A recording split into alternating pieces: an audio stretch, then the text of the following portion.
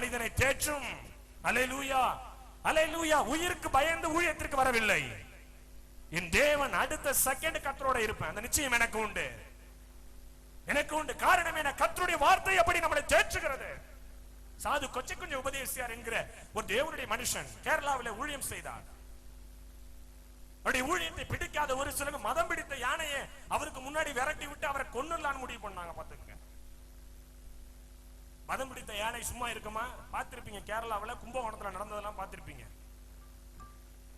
இல்லையா? மதம் பிடித்த யானை அவருக்கு முன்னாடி விரட்டி விட்டாங்க. சாது கொஞ்சம் பேர் நல்லா ஒல்லியா இருப்பார் ஆளு. அவருடைய போட்டோஸ் பாத்தீங்கன்னா தெரியும், நெட்ல பாத்தீங்கன்னா வரும். ஒல்லியா இருப்பார் மனுஷன். பார்த்தார் யானை வேகமாய் ஓடி வருகிறது. இவர் சிச்சுவேஷனை, சூழ்நிலை புரிந்து கொண்டார்.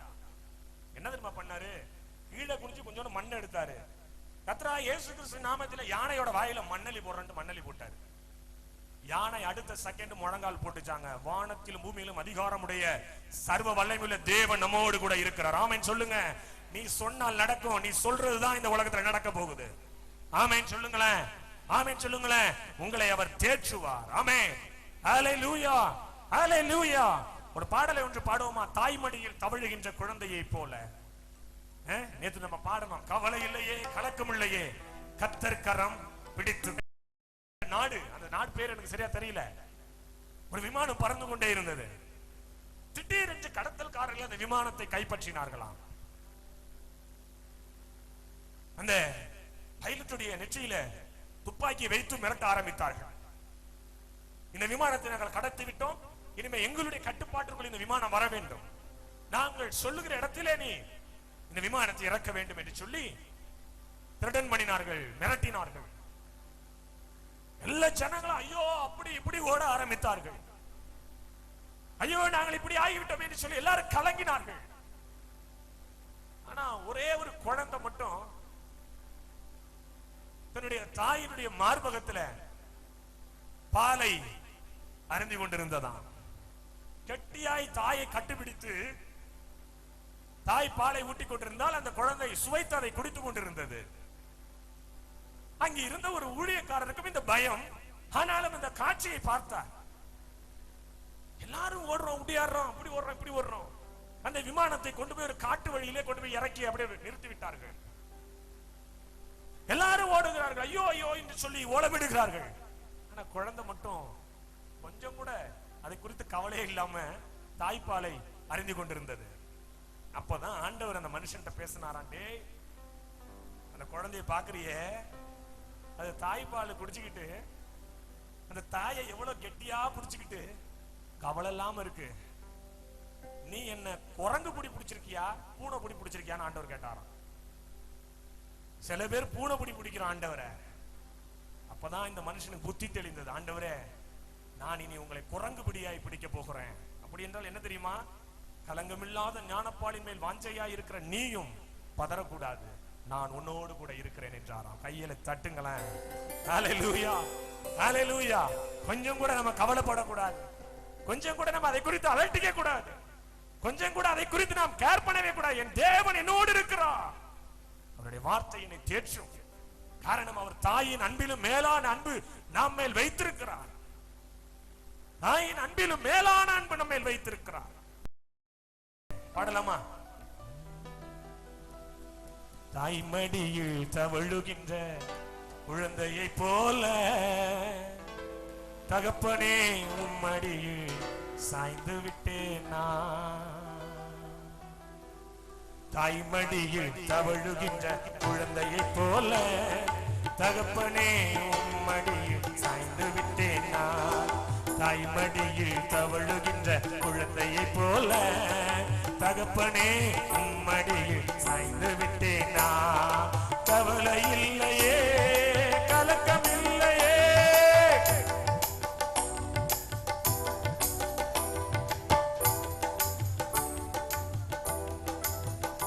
நான் கர்த்தர் கரம் பிடித்து கொண்டே, எதை குறித்தும் பயம் இல்லையே, எதை குறித்தும் பயம் இல்லையே. நடத்துகிறே தினம் நடத்துகிறே. தாய்மடியில் தவழுகின்ற குழந்தையை போல தகப்பனே மடியில் சாய்ந்து விட்டேன் நான் சொல்லலாம்.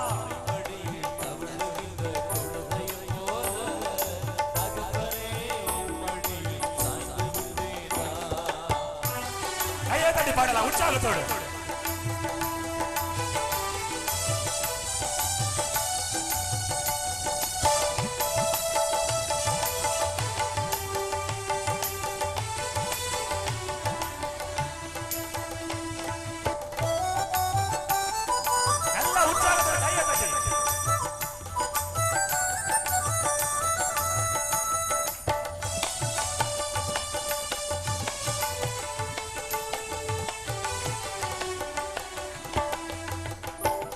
செய்த நன்மைகள் நினைக்கின்றே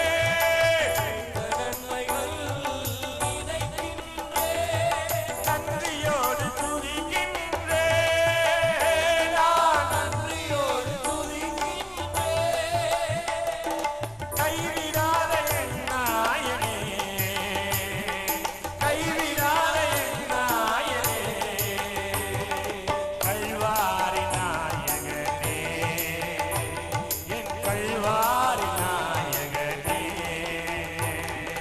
தாய்மடியில் தவழுகின்ற குழந்தையை போல தகப்பனே மடியில் சாய்ந்து விட்டேன் நான். தாய்மடியில் தவழுகின்ற குழந்தையை போல தகப்பனே மடியில் சாய்ந்து விட்டேன் நான். கையை தட்டி பாடலாம். ஜீசஸ்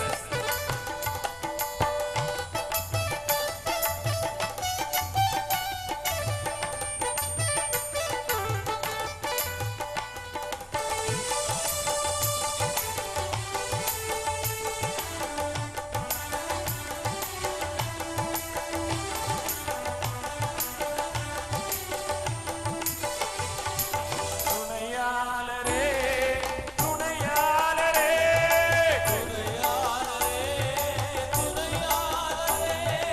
இணையில்லா மனவாளரே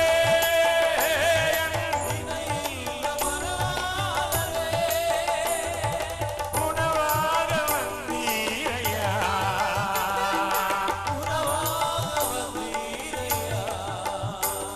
என் உயிரோடு கலந்தீரையா. சொல்லுங்களேன். உயிரோடு கலந்தீரையா. தாய்மடியில் தவழுகின்ற குழந்தையை போல தகப்பனே மடியில் சாய்ந்து விட்டேன் நான் சொல்லலாம். கையை தட்டி தகப்பனே மடியில் சாய்ந்து விட்டேன் நான். உம்மை தானே பற்றிக்கொண்டு ஜீசஸ்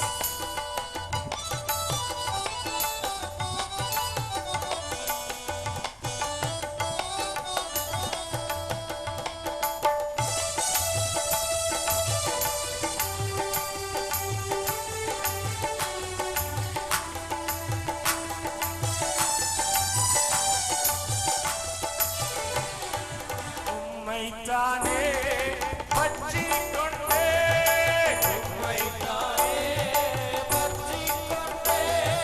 உம் தோளில் அமர்ந்து விட்டேன் நான். உம் தோளில் அமர்ந்து விட்டேன் உந்தன் சிறகுகள் நிழல்தனிலே உந்தன் சிறகுகள் நிழல்தனிலே இந்த உலகத்தையே மறந்து விட்டேன் இந்த உலகத்தையே மறந்து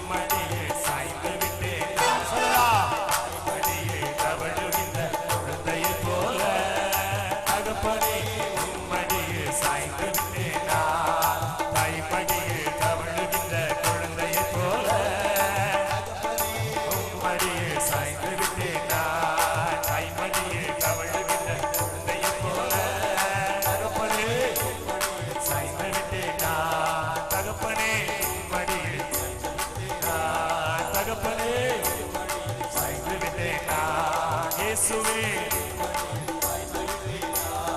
நல்லவரே ரட்சகரே தகப்பனே சாய்ந்து விட்டேன் நான். கையை உயர்த்தி ஹல்லேலூயா ஹல்லேலூயா. மூன்றாவது ஒரு காரியம் சுருக்கமாய் சொல்லி முடிக்கிறேன். உங்களை தேவன் சந்தோஷப்படுத்துவார். உங்க துக்கம் காரணம், உங்க துக்கத்திற்கு காரணம் சொன்னேன். பாவம் ஒரு மனுஷனுக்கு துக்கத்தை கொண்டு வரும். வியாதி ஒரு மனுஷனுக்கு துக்கத்தை கொண்டு வரும். மரணம் அல்லது மரண பயம் ஒரு மனிதனுக்கு துக்கத்தை கொண்டு வரும். எப்படி அவர் உங்களை தேற்றுவார்? அவர் வைத்திருக்கிற அவருடைய வார்த்தையினால் தேற்றுவார். எப்படிப்பட்ட சந்தோஷம் உங்களுக்கு தருவார்? எதன் மூலமாய் அந்த சந்தோஷத்தை கொடுப்பார்? மிக சுருக்கமாய் சொல்லி நான் முடிக்கிறேன்.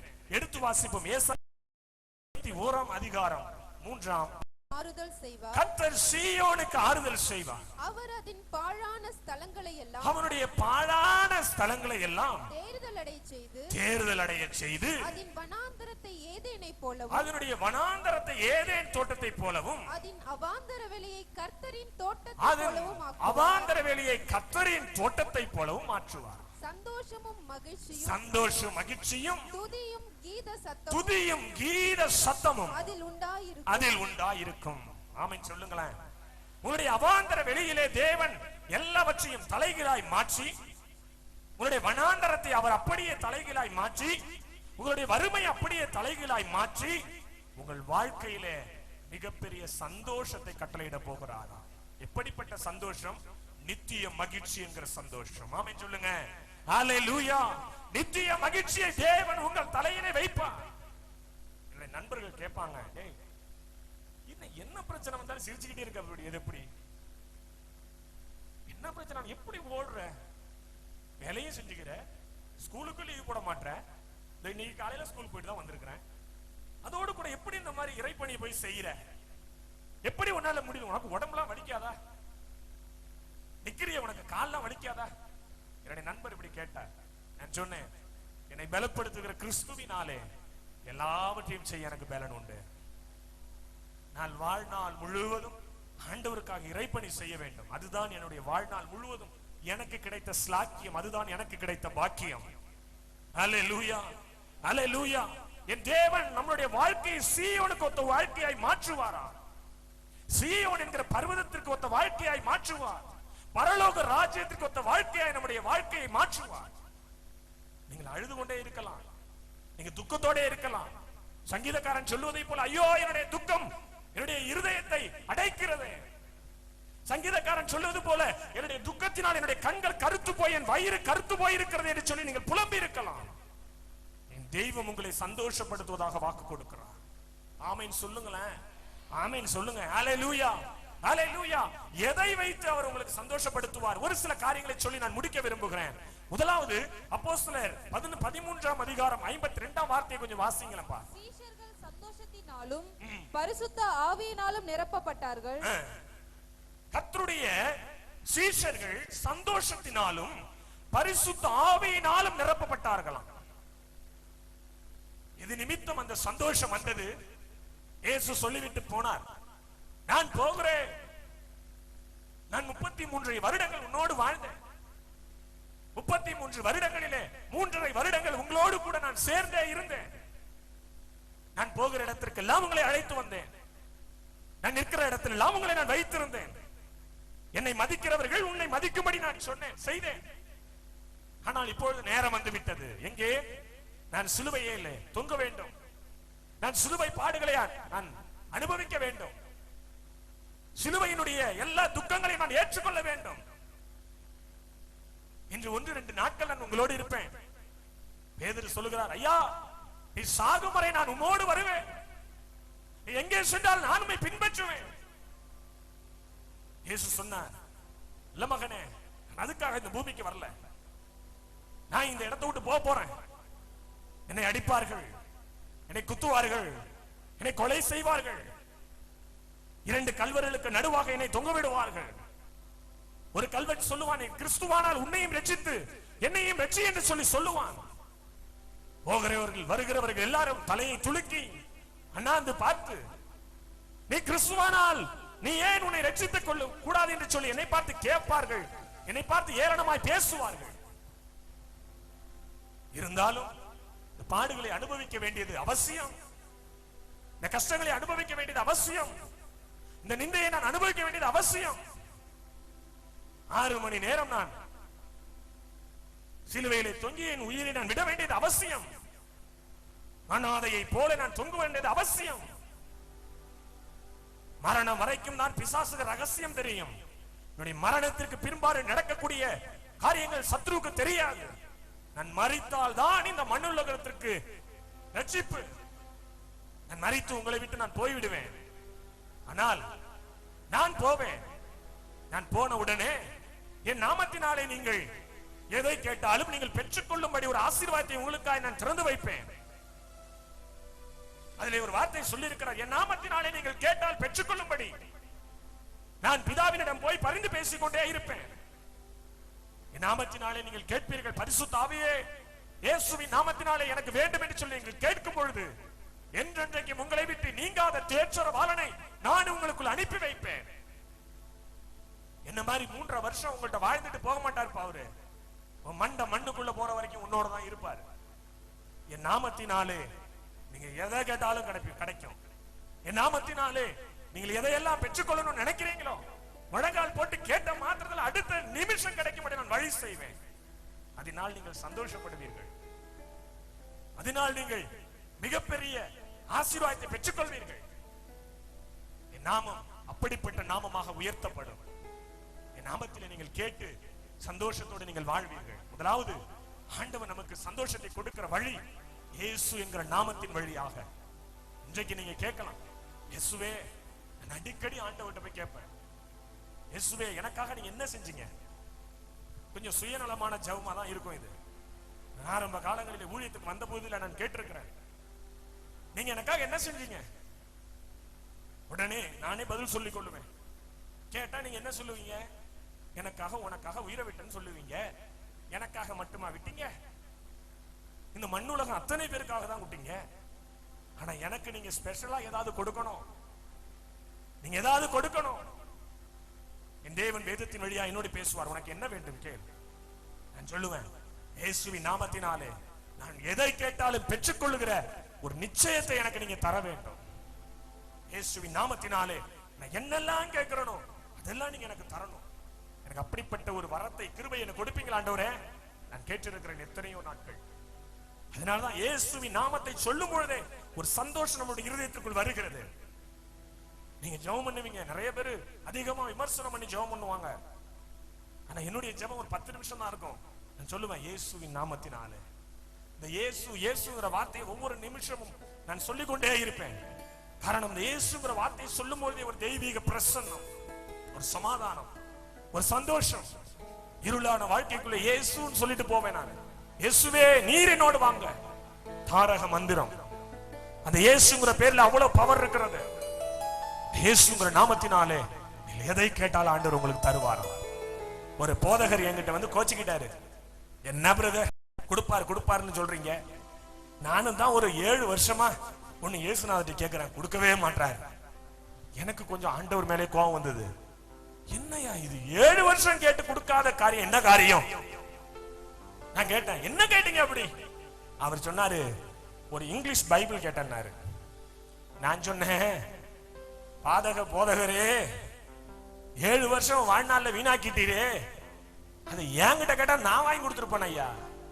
அதையும் போய் அவர்கிட்ட கேட்டீங்க? பாவம், அவர்கிட்ட என்ன கேட்கணும்னே வரமுறை இல்லாம சில பேர் கேட்டுக்கிட்டு இருக்கிறாங்க. ஆண்டவரே எங்க வீட்டுல கடுகு இல்ல, ஆண்டவரே எங்க வீட்டுல உப்பு இல்ல, ஆண்டவரே எங்க வீட்டுல மிளகாய் இல்ல, ஆண்டவரே இருந்த மிளகாயை எலி தூக்கிட்டு போயிட்டு, ஆண்டவரே வெக்கமா இல்ல?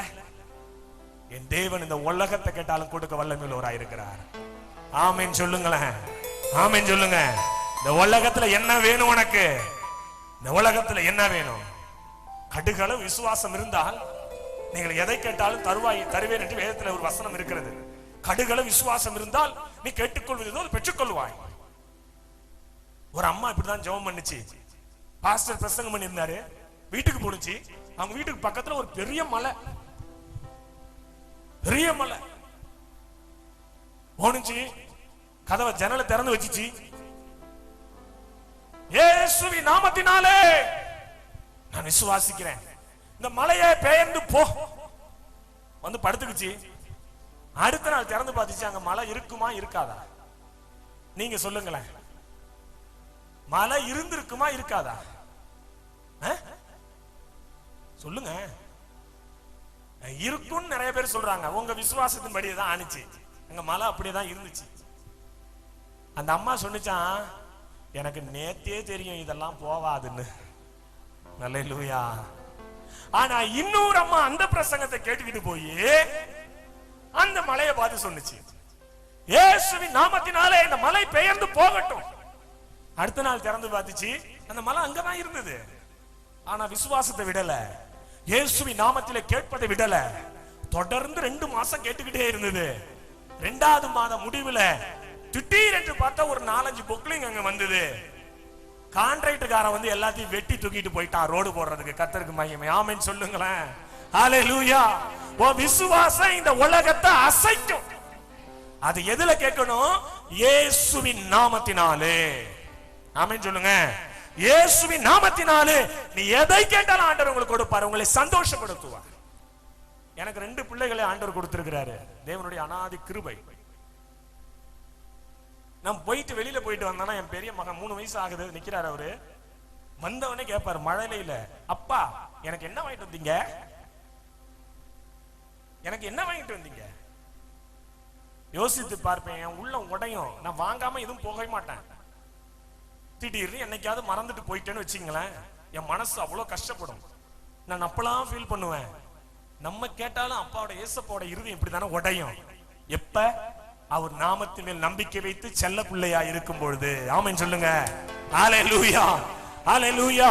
அவருடைய நாமத்தினாலே உங்களுடைய இருதயத்தின் வேண்டுதல்கள் ஆண்டவர் அருள் செய்வார். நீ விசுவாசிங்க. 2வது, அவருடைய நாமத்தினாலே நம்மை அவருடைய ரத்தத்தினாலே நம்மை சந்தோஷப்படுத்துவார். விசுவாசிக்கிறீங்களா என்னன்னு தெரியல. அவருடைய ரத்தத்தின் மேல நம்பிக்கை வைத்து கேட்டு பாருங்க. எனக்கு எத்தனையோ விதங்களில் ஆண்டவர் என்னை ஆசீர்வதிக்கிறார். இப்படிப்பட்ட கூட்டங்கள் நடத்துவதற்கு பிள்ளைகள்கிட்ட உடனடி தேவை. பிள்ளைகள்கிட்ட கேட்டோம்னு வச்சுங்களேன், உடனே கொடுப்பாங்க. எனக்கு ஆண்டவர் பர்மிஷன் கொடுத்திருக்கிறாரு. வெளி ஆளுகள்கிட்ட யாருக்கிட்டையும் போய் நீ 10 காசு கேட்க கூடாதுன்றாரு. யாருக்கிட்டையும் நீ கேட்க கூடாது, நான் உனக்கு சந்திப்பேன். நீ யாருக்கிட்டையும் போய் கேட்காத, உன்னை அசிங்கப்படுத்திக்காத. என் தெய்வம் என்னோட பேசியது. அதனாலதான் இந்த கூட்டங்களுக்கு வெளியில யாருமே நாங்க கேட்கறது கிடையாது. நாங்களே ஒரு 20 குடும்பம் இருக்கிறோம், போட்டு செஞ்சுட்டு இருக்கிறோம், அவ்வளவுதான். கர்த்தருக்கு மகிமை. இந்த மாதிரி காரியங்கள்லாம் நினைக்கும் பொழுது நான் ஒவ்வொரு ஆசீர்வாதங்களை பெற்றுக்கொள்ளும் போது நான் என் மனைவிட்ட, எங்க அம்மாட்டெல்லாம் சொல்லுவேன், என் பிள்ளைகிட்ட சொல்லுவேன், இதெல்லாம் எப்படி வந்துச்சு தெரியுமா? இந்த மைக்கை வச்சு பேசுறேனே, இந்த மைக் எப்படி வந்துச்சு தெரியுமா? இயேசு எனக்கு சிந்தின ரத்தத்தினால். ஒவ்வொரு நிமிஷம் அந்த வார்த்தையை அறிக்கையிட்டு பாருங்க. உன் குடும்பத்துல துக்கத்தை நீ தேடினால் அங்க இருக்காதுங்க. ஆமென் சொல்லுங்க. உன் துக்கம் உன் வீட்டுல நீ தேடி பார்த்தாலும் அங்க இருக்காது. உன் வீட்டுல போய் நுழைஞ்சவனே சொல்லுங்க, ஒரு சின்ன பொருள் பார்த்து சொல்லுங்க, இது இயேசுவின் ரத்தத்தினால் எனக்கு கிடைத்தது. என் ஆண்டவர் எனக்காக ரத்தம் சிந்தினால் கிடைக்க பெற்ற பாக்கியம். நீ சொல்லி பாருங்களேன், என்றைக்கும் இல்லாத ஒரு சமாதானம் உங்களுக்குள்ள வரும். எடுத்து வாசிங்க. ஏசாயா 35, 9, 10 வசனங்களை கொஞ்சம் வாசிங்க, நான் முடிக்க விரும்புகிறேன். அங்கே சிங்கம் இருப்பதில்லை, துஷ்ட மிருகம் அங்கே போவதும் இல்லை, அங்கே காணப்படவும் மாட்டாது. மீட்கப்பட்டவர்களே அதில் நடப்பார்கள். கர்த்தரால் மீட்கப்பட்டவர்கள் திரும்பி ஆனந்த களிப்புடன் பாடி. பக்கத்துல கையை பிடிச்சு சொல்லுங்க, இயேசுவின் ரத்தத்தினால் நீங்கள் மீட்கப்பட்டிருந்தால் நீங்கள் திரும்பி உங்கள் வீடுகளுக்கு போகும்பொழுது ஆனந்த களிப்போட போக போறீங்க. ஆமென் சொல்லுங்க. ஆனந்த களிப்புடன் பாடி சீயோனுக்கு திரும்பி வருவார்கள். நீங்களும் நானும் அப்படித்தான் இருக்க போறோம். கர்த்தராகிய இயேசு கிறிஸ்துவின் ரத்தத்தினால். சார்லஸ் பீடி என்கிற ஒரு தேவனுடைய மனுஷன் இந்த வசனத்தை குறித்து பிரசங்கம் பண்ணி கொண்டிருந்தார். ரோமர் 5:20 கொஞ்சம் வாசிங்களேன். ரோமர் 5:20 சீக்கிரம். மேலும் மீறுதல் பெருகும்படி நியாயப்பிரமாணம் வந்தது. அப்படி இருந்தும் பாவம் பெருகின இடத்திலே கிருபை அதிகமாய் பெருகும். இந்த வார்த்தையை சொல்லி பிரசங்கம் பண்ணிக்கிட்டு இருந்தார். இந்த பாவம் பெருகின இடத்துல இயேசுவின் ரத்தம் சிந்தப்பட்டதினால் கிருபை பெருகி வருகிறது. ஒரு கொலைகாரன் அந்த ரோட்ல ஒதுங்கி நின்று இந்த செய்தியை கேட்டுக்கிட்டு இருந்தான். அவன் மிகப்பெரிய கொலைக்காரன், மிகப்பெரிய கொலைக்காரன், கள்ளக்கடத்தல்காரன். குதிரையில தான் அவர் டிராவல் பண்ணுவாரு. இந்த செய்தியை ஒரு மூலையில நின்று கேட்டுக்கிட்டு இருந்தான். குதிரை மேல உட்கார்ந்து கொண்டு கேட்டுக்கிட்டு இருந்தான். இந்த வார்த்தை அவனை தொட்டது. பாவம் பெருகின இடத்தில் கிருபை பெருகும். உன் பாவத்தை அறிக்கையிடு. இயேசுவின் ரத்தத்தினால் நீங்க மீட்கப்பட்டு மனம் திரும்புதலை அறிவிக்கிறேன் பிரசங்கம் பண்ணிக்கிட்டு இருந்தார். கூட்டம் முடிந்தது. திடீரென்று கொள்ளை கூட்டக்காரன் அந்த குதிரையோடு அந்த இடத்துக்கு வந்தான். அந்த ஊழியர், அந்த சார்லஸ் பெனி என்கிற அந்த ஊழியரை தூக்கி தன்னுடைய குதிரையில் உட்கார வைத்துக் கொண்டு வேகமா வண்டி அந்த குதிரையை ஓட்டிக்கிட்டு போனான். பார்த்தவர்கள் எல்லாரும் பயந்தாங்க. ஐயோ, இவன் கொலைக்காரன், இவன் இந்த ஊழியக்காரரை கொன்று விடுவானே என்று சொல்லி பின்னாடியே துரத்துனாங்க ஒரு கூட்டம். அந்த குதிரை பயங்கர வேகமா போயிடுச்சு. ஒரு காட்டு வழியா போனுச்சு. ஒரு இடத்துல வண்டியை நிறுத்தினான், அந்த குதிரையை நிறுத்தினான். அந்த ஐயாவை அழைச்சிக்கிட்டு போனான். ஒரு சின்ன காட்டு பங்களா மாதிரி இருந்தது. அதை ஓபன் பண்ணி காட்டினான். அதுல ரத்த கரை பிடித்த அந்த வாள், அந்த அருவாள்கள் எல்லாம் அதுல இருந்தது. ரத்த கரை பிடித்த அநேக ஆயுதங்கள் இங்க கிடந்தது. அவன் சொன்னான், ஐயா, உங்க செய்தியை நான் கேட்டேன். ரத்த கரை பிடித்து கிடக்கிற இந்த ஆயுதங்களினால் நிறைய பேரை நான் கொன்று குவித்திருக்கிறேன். இயேசு என்னை மன்னிப்பாரா? நான் இழந்து சமாதானத்தை திரும்ப தருவாரா? கொஞ்ச தூரம் கழித்து மறுபடி குதிரையில் ஏறி உட்கார வைத்து கொஞ்ச தூரம் கொண்டு போனான். ஒரு இடத்துல நிறுத்தினான். அங்கே ஒரு குறுகிய இடம் இருந்தது. அந்த இடத்தை வேகமா மண்வெட்டி கொண்டு வச்சு நோண்டினான். ஒரு பெரிய பள்ளத்தை நோண்டினான். அதிலே அழுகி கிடந்த பிணங்கள் அங்கே இருந்தது. மண்டையோடுகள் அங்கே கிடந்தது. அநேகர் அங்கே நிர்வாணையாக்கப்பட்டு அப்படியே 2 நாளைக்கு முன்பாக 3 நாளைக்கு முன்பாக கொலை செய்யப்பட்ட பெண்களினுடைய சடலம் அங்கே கிடந்தது. அவன் சொன்னான், ஐயா, இத்தனை பேரை நான் கொன்றிருக்கிறேன். இத்தனை பேரை நான் நிர்வாணமாக்கி அவர்களை கற்பழித்து நான் கொன்றிருக்கிறேன். இத்தனை சிறு குழந்தைகளை நான் கடத்தி கொண்டு வந்து இங்கே கொன்றிருக்கிறேன். இத்தனை வயதானவர்களை நான் ஈவு இரக்கம் இல்லாமல் மனசாட்சி இல்லாமல் கொன்று குவித்திருக்கிறேன். என்னுடைய சடலங்கள் தான் இவை. இப்ப சொல்லுங்க, இயேசு என்னை மன்னிப்பாரா? அந்த ஊழியர் அமைதியா இருந்தான். மறுபடி தூக்கி உட்கார வச்சுக்கிட்டு கொஞ்சம் தூரம் போனார். அங்க போய் பார்த்தா அந்த ஒரு சின்ன ஒரு வீடு மாதிரி இருந்தது. அது உள்ளே அழைத்து கொண்டு போனார். அங்க விதவிதமான பெண் பிள்ளைகளை கடத்தி குற்றையிரும் கொலை உயிருமாய் அப்படியே பாதி பேருக்கு உயிர் இருந்தது, பாதி பேருக்கு உயிர் இல்லாமல் அப்படியே அங்க சிதை. அங்க இருக்கிற செவுரைய அப்படியே நோண்டி நோண்டி காட்டினா. பாருங்க எவ்வளவு பேரை நான் புதைச்சு வச்சிருக்கிறேன் பாருங்க. இத்தனை பேருடைய நிறைய காதுகள் அங்கே வெட்டப்பட்டு அங்க இருந்ததை காட்டினான். பாருங்க எத்தனை பேரோட காதை வெட்டிக்கிட்டு வந்திருக்க பாருங்க நகைக்காக. இப்ப சொல்லுங்க, இயேசு என்னை மன்னிப்பாரா? பாவம் பெருகி இருக்கிற எந்த இடத்துல கிருபை பெருகுமா? இன்னும் கொஞ்சம் தூரம் கூட்டு போனாரு. ஒரு ஓலை குடிசை. அந்த இடத்துல ஒரு அழகிய குழந்தை, 5 வயது குழந்தை, ஒரு சின்ன துண்டை கட்டி கொண்டு அங்க நின்று கொண்டிருந்தார்.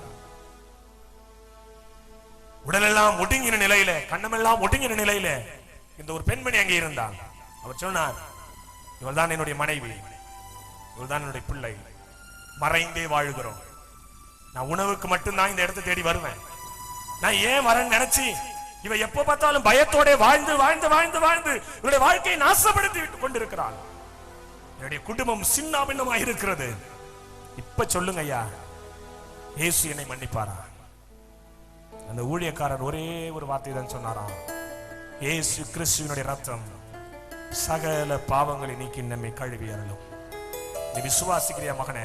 உனக்கு நான் ஜெபிக்க போகிறேன் என்றார். விசுவாசத்தோடு முழங்கால் படியிட்டான். குடும்பமாய் தேவனுடைய அன்பை தெரிந்து கொண்டார்கள்.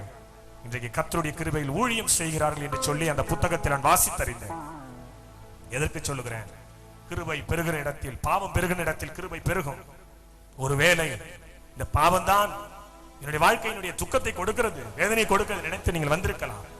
இன்றைக்கு சொல்லுங்கள், இயேசுவே உங்களுடைய ரத்தத்தினால் பாவ மன்னிப்பின் மீட்பு எனக்கு வேண்டாம் ஆண்டவரே. இந்த பாவ கரைகள் என்னை விட்டு மினுங்கி போனால் என்னுடைய உள்ளத்திலே சமாதானம் வரும். மூன்றாவது ஒரு காரியத்தை நான் சொல்லி நான் முடிக்க விரும்புகிறேன். ரோமர் 14:17 கொஞ்சம் வாசிங்களேன். ரோமர் 14:17 சீக்கிரம் வாசிங்கப்பா. தேவனுடைய ராஜ்யம் புசிப்பும் குடிப்பும் அல்ல, அது நீதியும் சமாதானமும் பரிசுத்த ஆவியினால் உண்டாகும் சந்தோஷத்தினாலும் இருக்கிறதா. அது புசிப்பும் குடிப்பும் மாத்திரம் அல்ல. நல்லா சாப்பிட்டா சந்தோஷமா இருக்கலாம், நிறைய சாப்பிட்டா அஜீரணம் வருது, சாப்பிடாம இருந்தாலும் அல்சர் வருது. சோத்திரம். என்ன, நிறைய சாப்பிட்டா அஜீரணம் கோளாறு வந்துருதுங்க, ஜெலிசில வாங்கி உள்ள குடிக்க வேண்டியதா இருக்கு. சாப்பிடாம கடந்தா அல்சர் வந்துருது. வேதத்துல இதனால்தான் சொல்லியிருக்கு போல இருக்கு, தேவனுடைய ராஜ்யம் புசிப்பும் குடிப்பும் அல்ல, அது பரிசுத்த ஆவியினால் உண்டாகும் சந்தோஷம். ஆமென் சொல்லுங்க. இந்த சந்தோஷத்தை இன்றைக்கு இயேசுவின் நாமத்தினாலே நாம பெற்றுக்கொள்ள போகிறோம். எத்தனை பேர் ஆமென் சொல்றீங்க? சந்தோஷம். ஆமென். இயேசுவின் ரத்தத்தினாலே சந்தோஷம், அவர் அருளுகிற ஆவியினாலே சந்தோஷம். எடுத்து ஒரே ஒரு வசனத்தை சொல்லி நான் முடிக்க விரும்புகிறேன். மத்தேயு 25 அதிகாரம் 21 வசனம் 23 வசனம் கொஞ்சம் வாசிங்கம்மா, சீக்கிரம் வாசிங்க, நான் முடிக்க விரும்புகிறேன். அவனுடைய எஜமானவனை நோக்கி, நல்லது உத்தமமும் உண்மையும் உள்ள ஊழியக்காரனே, கொஞ்சத்திலே உண்மையாயிருந்தால் அநேகத்தின் மேல் உன்னை அதிபதியாய் மாற்ற போகிறேன். உன் எஜமானுடைய சந்தோஷத்துக்குள் பிரவேசி. அல்லேலூயா. இன்னைக்கு எஜமானுடைய சந்தோஷம் அது பரலோகம் போனாதான் மட்டும் இல்ல, இது சுபம் திருமண மண்டபத்துக்குள் இறங்கி வரப்போகிறது. அந்த எஜமானுடைய சந்தோஷம், தேவ பிரசன்னம் இடம் முழுவதிலும் இறங்கி வந்திருக்கிறதை நான் பார்க்கிறேன். ஆமா, இயேசுவின் நாமத்தினாலே, அவர் சிந்தின ரத்தத்தினாலே, அவர் நமக்காய் கொடுத்த அவருடைய ஆவியினாலே எத்தனை பேர் விசுவாசிக்கிறீங்க? நம்ம எல்லாரும் அப்படி எழுந்திருப்போம். இந்த பரலோக சந்தோஷத்திற்குள்ளாய், பரலோக மகிமைக்குள்ளாய் அப்பாட்ட நீ கேட்க போறீங்க, ஆண்டவரே எனக்கு இந்த சந்தோஷம் வேணும்பா, நான் துக்கத்தோடு இந்த இடத்துக்கு வந்தேன், நான் திரும்பி போகும்போது சந்தோஷத்தோட போறேன் ஆண்டவரே.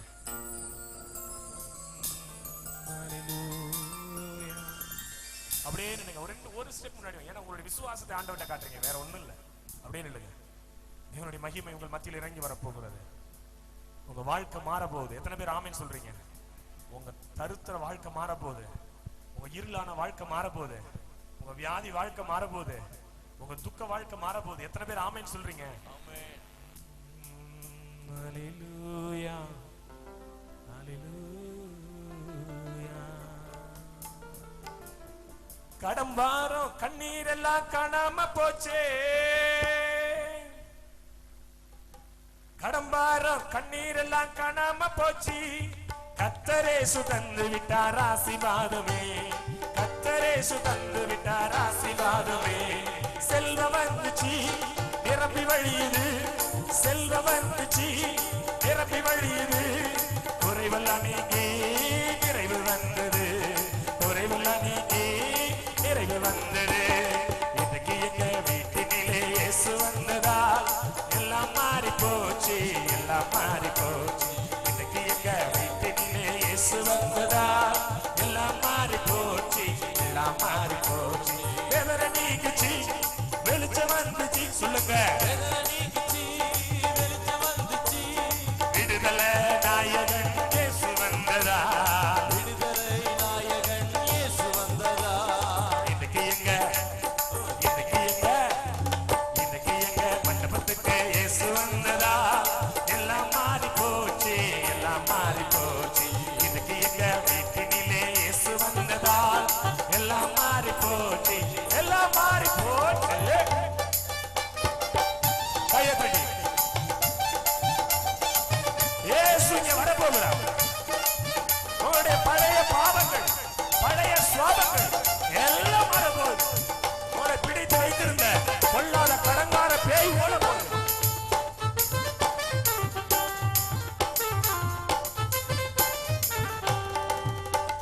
வீட்டுக்கு வந்த வைத்தியராம் இயேசுவினாலே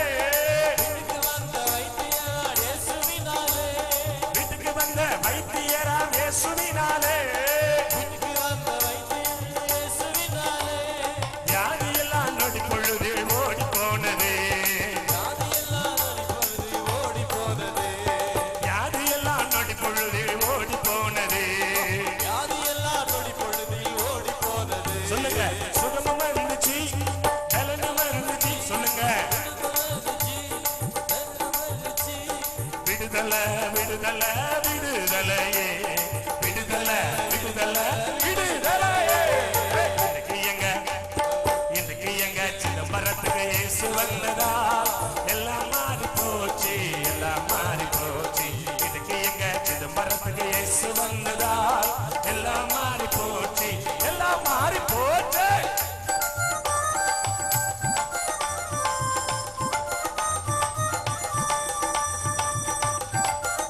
ஐயா தடி பாடுவோம். இயேசு கிறிஸ்துவின் வல்லமை மாறாத வல்லமை இடத்துல இறங்கி வரப்போகிறது.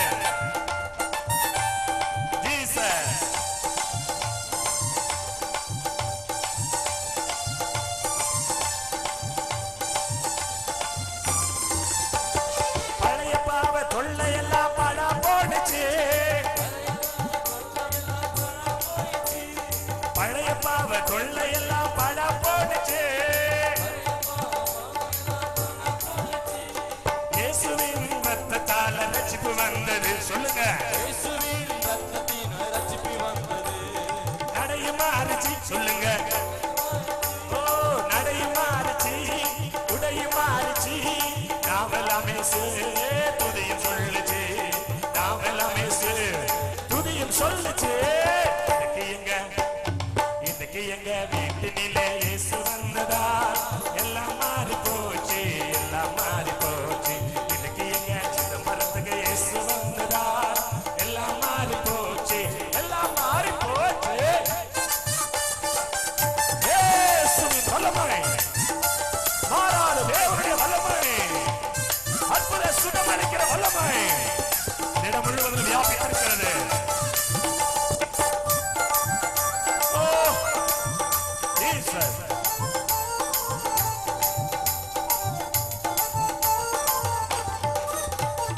கடம்பார கண்ணீரெல்லாம் காணாம போச்சு.